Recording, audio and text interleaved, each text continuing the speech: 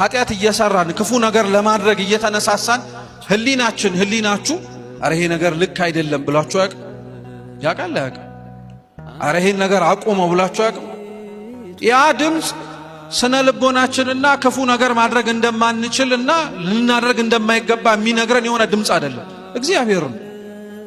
ያንን ድምጽ ግን ላለመስማት ምን ያክል ርቀት እንደምንሄድ ደግሞ እናውቀዋለን። አንዳንዶቻችን የሰማነውን እንዳናደርገው እያበረታን ያለውን ቃል እግዚአብሔር ለመስማት አንፈልግም። ሰውነታችንን ሊያበላሽ ነፍስና ስጋችንን ሊያቆሽሽ ወደሚችለው ምንም አይነት ነገር ስንሄድ ክርስቶስ አብሮን ተከትሎን መሄድ እንደሚፈልግ ታውቃላችሁ።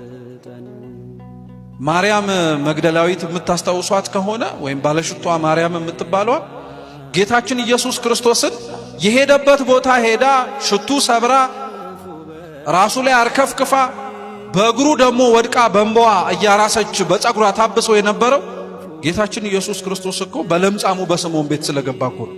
ለምጽ በኦሪት ጊዜ ላይ የክፋት ምልክት ነው፣ የኃጢአት ምልክት ነው።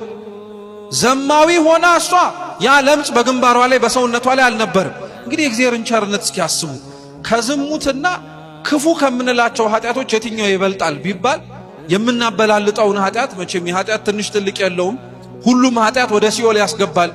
ትንሹ ውሸትም ከትልቁ ሰው መግደል ጋር በእግዚአብሔር ሚዛን እኩል ነው፣ የእግዚአብሔር መንግስት ያሳጣል። ግን ስታስቡት የሱ ኃጢአት እንደ ለምጽ ከሰው ይታይበት ነበር። ሰው ያርቀው የነበረበትም ምክንያት ይህ ነበር። ማርያም ግን ምንም የሚታይ የኃጢአት ምልክት ሊሆን የሚችል ምንም ነገር የለባትም። በደሏን የምታውቀው ራሷ ናት። ማናናት አልኳችሁ? አብዛኞቻችን በደላችንን እግዚአብሔር የማያውቀው ይመስለናል። እንደሚያውቀው ግን የኛን በደል ራሳችን አናውቀው። እውነት የራሳችንን በደል ለማየት አይነ ልቦናችንን ያብራልን።